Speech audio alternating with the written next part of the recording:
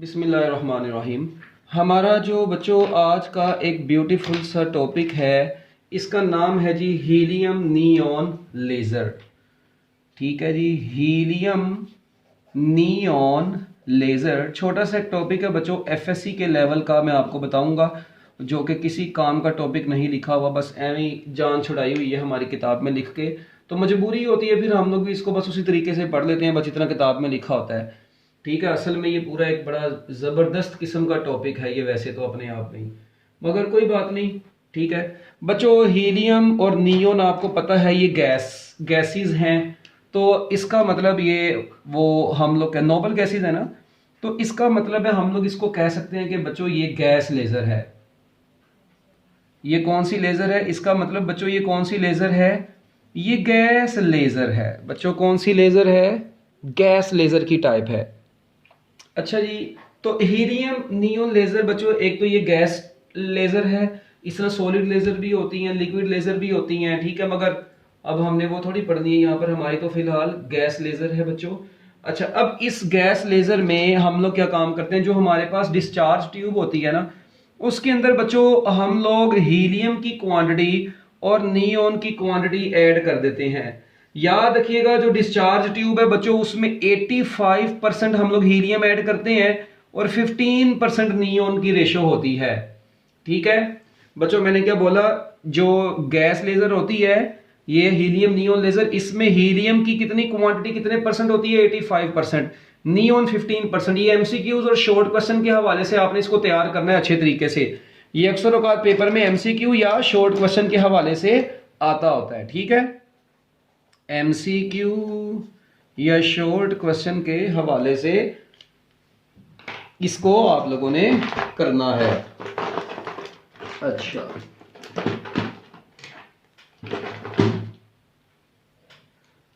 तो बच्चों आगे जो कहते हैं जी नियॉन जो है ना, इसमें वो एक्टिव मीडियम है। नियॉन किसके तौर पर बिहेव करता है जी, neon is active medium in helium neon laser. एक ये दूसरा एमसीक्यू है। एक्टिव मीडियम होने से मुराद क्या है बच्चों, एक्टिव मीडियम होने से मुराद ये है कि पॉपुलेशन इन्वर्जन हम लोग नियॉन के अंदर अचीव करवाते हैं। आपको याद है ना, लेजर में मेन चीज क्या होती है बच्चों, पॉपुलेशन इन्वर्जन। पॉपुलेशन इन्वर्जन के बगैर तो लेजर परफॉर्म नहीं हो सकती। इसका मतलब है कि उसके लिए जो एक्टिव मीडियम होता है हीलियम नियॉन लेजर में, active medium for the production of laser बच्चों क्या होता है, नियॉन होता है। हम लोग नियॉन में पॉपुलेशन इन्वर्जन अचीव करवाते हैं एक्चुअली हीलियम की वजह से। हीलियम की परसेंटेज बहुत ज्यादा होती है, इसके एटम्स की एनर्जी जो होती है वो नियॉन के एटम्स को मिलती है, और ओवरऑल नियॉन में पॉपुलेशन इन्वर्जन अचीव करवाते हैं हम लोग। इसीलिए बोला जाता है हीलियम नियॉन लेजर में जो नियॉन है ये एक्टिव मीडियम है। अभी मैं आपको इसकी एनिमेशन भी बाद में दिखा दूंगा, जो अपना लेक्चर हो रहा है हमारा जूम पे, उस पे। ठीक है, तो बच्चों अब यहां पर एक चीज आप लोगों ने और जहन में रखनी है कि हीलियम और नियॉन को ही क्यों चूज किया गया। ठीक है, उसकी वजह बच्चों सिर्फ इतनी सी आप लोग याद रखेंगे कि जो हीलियम का मैस है ना, हीलियम के मैस, ठीक है जी,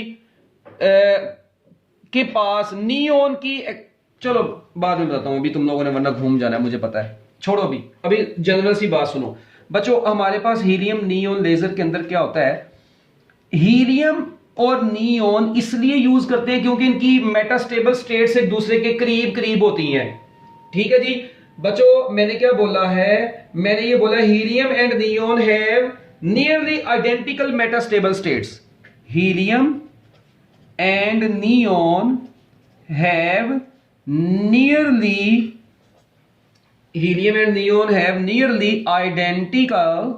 identical मेटास्टेबल स्टेट्स। बच्चों इनकी मेटास्टेबल स्टेट्स जो होती हैं ये आइडेंटिकल होती हैं। अब हीलियम की जो मेटास्टेबल स्टेट बच्चों होती है वो आप लोगों ने याद रखना है, वो 20.61 इलेक्ट्रॉन वोल्ट होती है, और नियॉन की बच्चों कितनी होती है, वो 20.66 इलेक्ट्रॉन वोल्ट होती है। हीलियम और नियॉन की मेटास्टेबल स्टेट्स इतनी होती हैं। Very very important MCQ. ठीक है, ये एमसीक्यूज के अंदर अक्सर औकात पूछी भी जा सकती हैं, तो आप लोगों ने इसको अच्छे तरीके से बच्चों याद रख लेना है। अच्छा, अब होता बच्चों क्या है इसमें, देखें मैं इसकी अगर थोड़ी सी डायग्राम बनाऊं, वो आपको अगर याद होगा, वो हम एक डिस्चार्ज ट्यूब बनाते थे, उसके अंदर यहाँ पर बच्चों मिरर लगे होते थे साइडों पर, एक कंप्लीटली सिल्वर था और एक बच्चों पार्शली सिल्वर था, अगर आपको याद हो। ये सारी बात हम लोगों ने पढ़ी थी। अच्छा, हीलियम नियॉन लेजर की जो डिस्चार्ज ट्यूब होगी बच्चों, इसके एक साइड पर हमने कंप्लीटली सिल्वर्ड मिरर लगा दिया और दूसरी साइड पर बच्चों पार्शली सिल्वर्ड मिरर लगाया है, M2 इसको नाम देते हैं। इसके अंदर बच्चों जो हीलियम हमने यूज की है, हीलियम एंड नियॉन। अब हीलियम और नियॉन के एटम्स बच्चों इसके अंदर मौजूद हैं, हीलियम नियॉन एटम्स इसके अंदर इस वक्त मौजूद हैं। अब आपको पता है हीलियम की परसेंटेज इसमें ज्यादा है और नियॉन की परसेंटेज इसमें बच्चों क्या है, कम है। अच्छा, अब क्या होता है, अब उसके बाद आपको बताया था मैंने कि यहां पर हम लोग एक इलेक्ट्रिक डिस्चार्ज देते हैं इसको, ठीक है, 2 इलेक्ट्रोड्स लगा के इसको पोटेंशियल डिफरेंस प्रोवाइड करते हैं ताकि इसके अंदर, ठीक है जी, ऐसे हाई पोटेंशियल डिफरेंस बच्चों प्रोवाइड करते हैं। पोटेंशियल डिफरेंस क्यों प्रोवाइड करते हैं, ये मैंने आपको बताया हुआ है, पंपिंग के लिए प्रोवाइड करते हैं।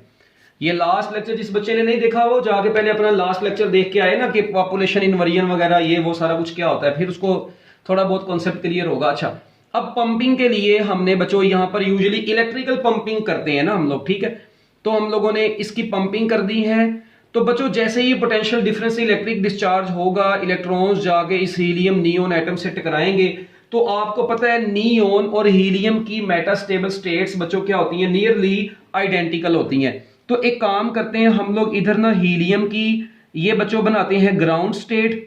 अच्छा, यहां पर बच्चों तकरीबन जाके कहीं पर आ रही है जी इसकी मेटास्टेबल स्टेट, ठीक हो गया। अच्छा, अब दूसरी साइड पर बच्चों आपके पास है नियॉन, ठीक है।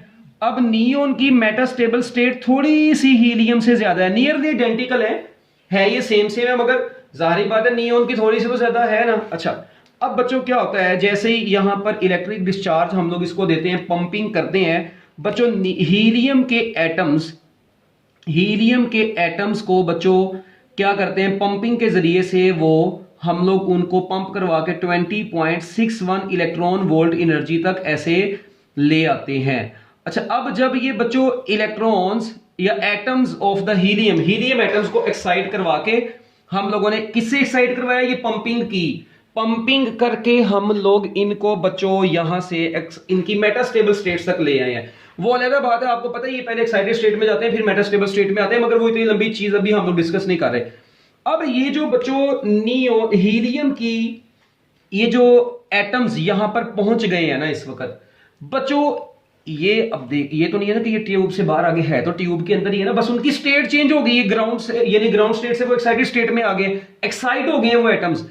वो एक्साइटेड एटम्स बच्चों देखें नियॉन के एटम से टक्कर मारते हैं, कोलाइड करते हैं। अच्छा, इलेक्ट्रिक डिस्चार्ज से कुछ नियॉन के एटम्स भी बच्चों ऊपर आए होते हैं, ये नहीं कि नियॉन के एटम्स बिल्कुल भी ऊपर नहीं आए होंगे, उसके डिस्चार्ज से भी नियॉन के एटम्स ऊपर आए होंगे, मगर नियॉन की क्वांटिटी कम है। अच्छा, अब नियॉन के एटम्स उससे भी ऊपर आए हुए हैं कुछ डिस्चार्ज से, मगर बच्चों ज्यादातर इलेक्ट्रॉन्स जो थे, ये बड़े कम इलेक्ट्रॉन्स इलेक्ट्रिक डिस्चार्ज से नियॉन के ऊपर आते हैं, क्योंकि ये नियॉन आपको पता है हैवी है मैस में, ये मैस में हैवी है, तो बच्चों इसकी पंपिंग जो है ना, ज्यादा पंपिंग से इलेक्ट्रॉन्स नहीं आते, एटम्स एक्साइट नहीं होते, बल्कि क्या होता है, ये नियॉन के एटम्स जब अपनी एक्साइटेड स्टेट में जाते हैं ना, 20.61 इलेक्ट्रॉन वोल्ट एनर्जी इनकी अपनी, और बच्चों उसके बाद ये अपनी मोशन में भी तो कुछ ना कुछ होंगे, ये हीलियम के एटम्स अपनी मोशन की वजह से 20.61 अपनी एनर्जी इनकी plus 0.551 electron volt extra provide करते हैं। अब ये इनके पास एक्स्ट्रा कहां से आई बच्चों, ये 0.51 जो एक्स्ट्रा इनके पास आई होती है, सॉरी 0.05 बाय मिस्टेकली, ये देखें 0.05 इलेक्ट्रॉन वोल्ट, 0.05 हो यार, ये लिख दें 0.05 इलेक्ट्रॉन वोल्ट। ये जो एक्स्ट्रा एनर्जी इनको मिलती है बच्चों, ये काइनेटिक एनर्जी भी तो इनकी कोई ना कोई होती है ड्यू टू काइनेटिक एनर्जी। देखें हीलियम के एटम्स की काइनेटिक एनर्जी और इनकी मेटास्टेबल स्टेट में पहुंचे हैं जब ये इनकी एनर्जी, तो टोटल इनकी एनर्जी बच्चों जब ये इस एनर्जी वाले एटम्स नियॉन के एटम से टकराते हैं तो ओवरऑल नियॉन के भी सारे एटम्स बच्चों कहां पर पहुंच जाते हैं, एक्साइटेड स्टेट में पहुंच जाते हैं। इसका मतलब मैंने शुरू में बोला था कि बच्चों हम लोग क्या काम करते हैं, नियॉन एक्टिव मीडियम क्यों है, क्योंकि हम लोग हीलियम की मदद से नियोन में पॉपुलेशन इन्वर्जन अचीव करवाते हैं। तो ये देखें बच्चों, पंपिंग से पॉपुलेशन इन्वर्जन नहीं अचीव हुई थी नियोन में। उसके एटम्स हैं, उनका मैस बहुत हैवी होता है, हीलियम से 4-5 गुना ज्यादा मैस होता है। तो इसका मतलब है कि हीलियम के एटम्स अपनी काइनेटिक एनर्जी और अपनी मेटास्टेबल स्टेट वाली एनर्जी, जब इनकी ओवरऑल एनर्जी मिल जाएगी, जब ये एनर्जी वाले एटम्स इस ट्यूब के अंदर नियोन के एटम से टकराएंगे तो नियोन के एटम्स भी बच्चों अपनी मेटास्टेबल स्टेट में पहुंच गए। अब देखें इसमें हमने पॉपुलेशन इन्वर्जन अचीव करवा ली है। अब जब ये एटम्स ना बच्चों, जब ये एटम्स अब यहां से दोबारा आते हैं ना, किसकी तरफ, एक स्टेट आती है बच्चों रास्ते में ही इनके, और इस स्टेट पर ना कितनी एनर्जी, 18.70 इलेक्ट्रॉन वोल्ट। देखें ये जो टोटल एनर्जी थी बच्चों, ये कितनी थी, टोटल एनर्जी कितनी थी, 20.66 इलेक्ट्रॉन वोल्ट तक ये पहुंच गए हुए हैं, और यही इसकी मेटास्टेबल स्टेट थी नियोन की। मगर जब ये बच्चों एटम सारे वापस आते हैं ना, तो 18 पॉइंट कहां तक हमने देखा 18.70 इलेक्ट्रॉन वोल्ट तक। पता क्या हुआ, 18.70 इलेक्ट्रॉन वोल्ट की एनर्जी तक बच्चों आते आते इन्होंने एक अनोखा ही काम कर दिया, और वो काम ये किया कि बच्चों इन्होंने रेड कलर की लेजर प्रोड्यूस करवा दी। इन्होंने किस कलर की, यानी 20.66 से 18.70 स्टेट तक आते आते बच्चों हमने ये ऑब्जर्व किया। और भी डिफरेंट स्टेट्स में एटम्स आते हैं, मगर हमने ये देखा कि इस स्टेट से जब इस स्टेट में ट्रांजिशन हुई ना एटम्स की, तो बच्चों उन्होंने क्या प्रोड्यूस करवाई, रेड लेजर प्रोड्यूस करवा दी, रेड लाइट प्रोड्यूस करवाई। और ये जो रेड लाइट प्रोड्यूस हुई है बच्चों, कब हुई है, जब 20.66 इलेक्ट्रॉन वोल्ट से ट्रांजिशन 18.70 इलेक्ट्रॉन वोल्ट तक हुई है। ड्यूरिंग दिस ट्रांजिशन बच्चों, इस ट्रांजिशन के वक्त क्या हुआ है बच्चों, इस ट्रांजिशन के वक्त क्या हुआ है, मैंने आपको बताया जी रेड लेजर प्रोड्यूस हुई है, रेड लाइट प्रोड्यूस हुई है। और ये रेड लाइट की एनर्जी कितनी है, इनकी वेवलेंथ कितनी है, तो बच्चों मेरी बात सुनना जरा गौर से। आप लोगों को पता है इनकी एनर्जी 1.96 इलेक्ट्रॉन वोल्ट होगी। क्या हो गया यार, ये ऐसे 1.96 इलेक्ट्रॉन वोल्ट इनकी एनर्जी, वो कैसे, और भाई 20.66 से 18.70 वाली एनर्जी लेवल में आया है। तो जब आप लोग इसको कैलकुलेट करेंगे तो ऑब्वियस ही बात है ये 1.96 इलेक्ट्रॉन वोल्ट एनर्जी नहीं बनेगी। ओके, और बच्चों इनकी जो वेवलेंथ होती है ना, वो 632.8 नैनोमीटर होती है। तो जो रेड लेजर प्रोड्यूस होती है, इसकी एनर्जी भी आपने याद रखनी है, और इसकी बच्चों वेवलेंथ भी आप लोगों ने याद रखनी है। और ये हुआ कब है, ये हुआ कब है, जब साइमल्टेनियस एमिशन हुई है, मतलब यहां से ये हो रही है एमिशन इससे, ठीक है, और ओवरऑल आप लोगों के पास ये मिल गई है यहां पर, ठीक है, इतनी वेवलेंथ और इतनी एनर्जी वाली रेड लाइट आपको हासिल हो गई है।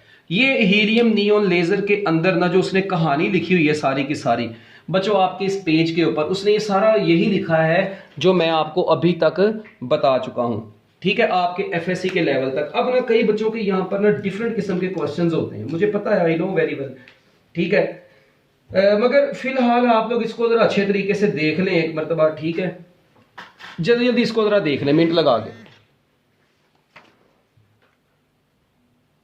अच्छा, अब बच्चों इसका मतलब ओवरऑल इस फिनोमिने को मैं कुछ इक्वेशंस की फॉर्म में लिखता हूं, ये पेपर में नहीं लिखना, आप लोगों ने वैसे ही समझाने के लिए बताने लगा हूं। क्या बच्चों, ये देखें, सबसे पहले क्या हुआ, हीलियम के ऊपर हीलियम के एटम जो थे इलेक्ट्रिक डिस्चार्ज करवाया, पंपिंग करवाई, उनके ऊपर इलेक्ट्रॉन्स की बम्बारमेंट हुई, तो बच्चों हीलियम बेचारा क्या हो गया, एक्साइटेड स्टेट में पहुंच गए।